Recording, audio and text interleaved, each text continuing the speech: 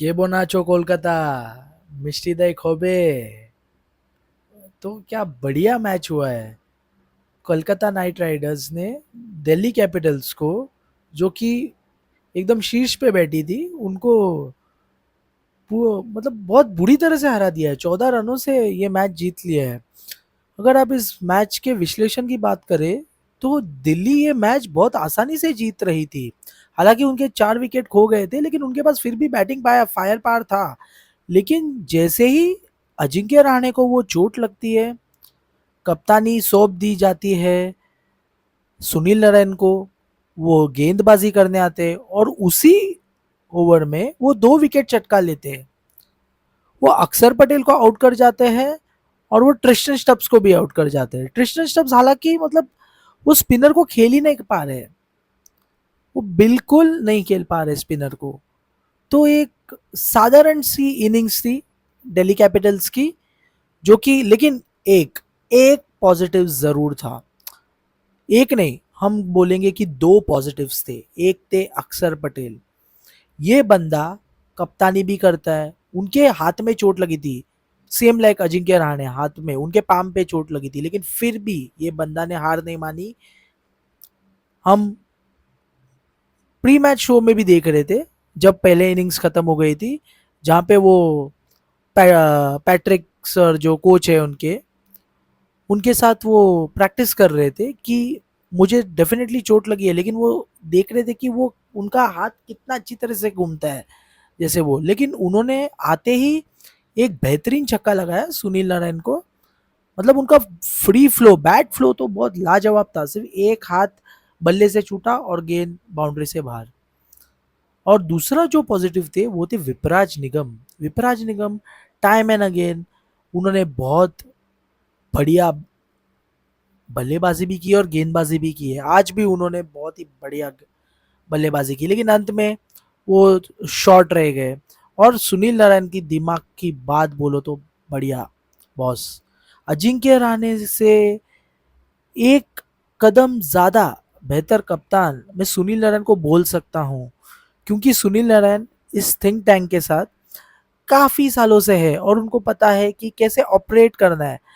तो अगर केकेआर आने के मैचेस में सुनील नारायण को कप्तानी सौंप देता है, डेफिनेटली एक कंट्रोवर्शियल डिसीजन रहेगा कोलकाता द्वारा, क्योंकि उन्होंने अजिंक्य रहाणे को कप्तानी दी थी जब भी आईपीएल 2025 चालू हुआ था। लेकिन अगर सुनील नारायण कप्तानी करते हैं तो भाई सोने पे सुहागा हो सकता है। केकेआर प्लेऑफ भी क्वालिफाई कर जा सकती है और प्लेऑफ से फिनाले तक भी जा सकती है।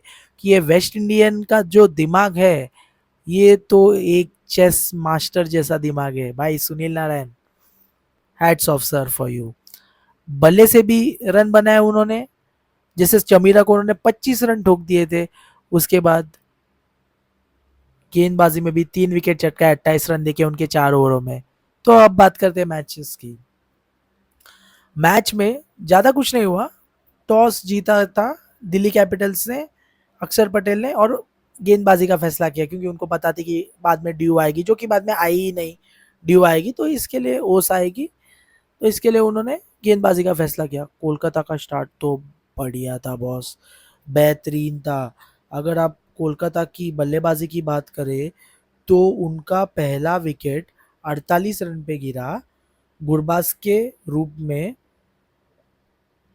जब ओवर्स थे 2.5 ओवर्स में उन्होंने वो स्कोर बना लिए थे। मतलब क्या बैटिंग कर रहा था कोलकाता।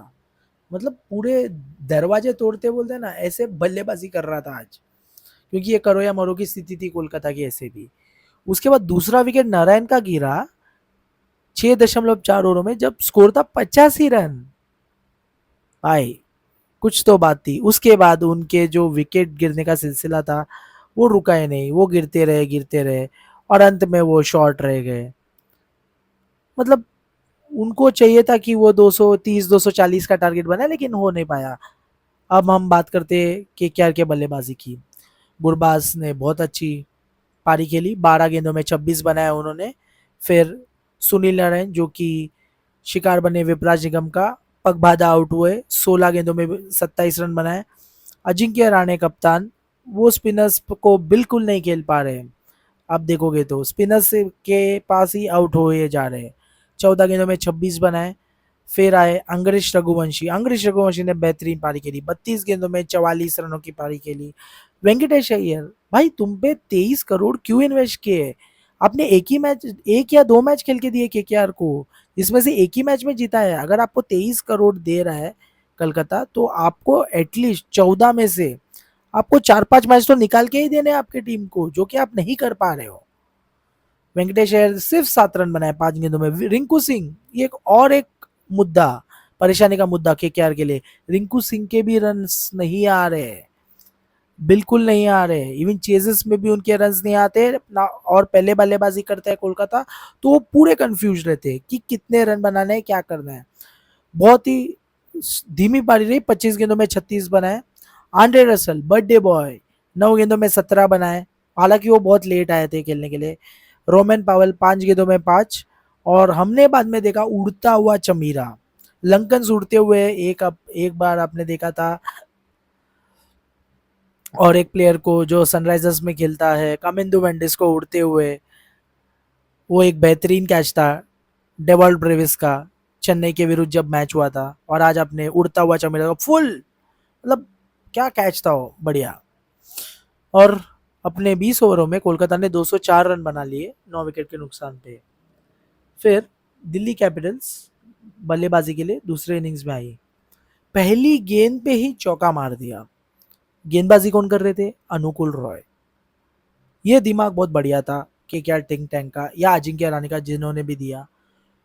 फिर उन्होंने बहुत बाहर गेंद डाली, डाउन द ट्रैक आए अभिषेक पोरेल और कॉट हुए, जो कि रसल ने कैच पकड़ा। एक विकेट गिर चुका था। फिर फिर करुण नायर है। करुण नायर बस धीमी धीमी धीमी पारी खेल रहे थे। 13 गेंदों में 15 रन बनाए। और फाइनली पगबाधा आउट हुए एलबीडब्ल्यू, वैभव अरोरा की गेंद पे। फिर केएल राहुल, एक बेकार सा रन आउट, 5 गेंदों में 7 रन बनाए केएल राहुल ने। उसके बाद अक्षर पटेल कप्तानी पारी, जैसे हमने पहले भी इसमें बोला, 23 गेंदों में 43 रनों की पारी खेली। ट्रिस्टन स्टब्स 1 रन सिर्फ 3 गेंदों में।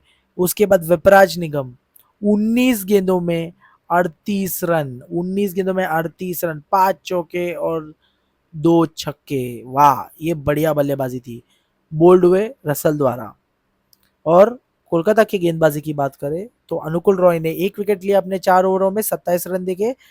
2 ओवर 19 रन 1 विकेट वैभव अरोरा।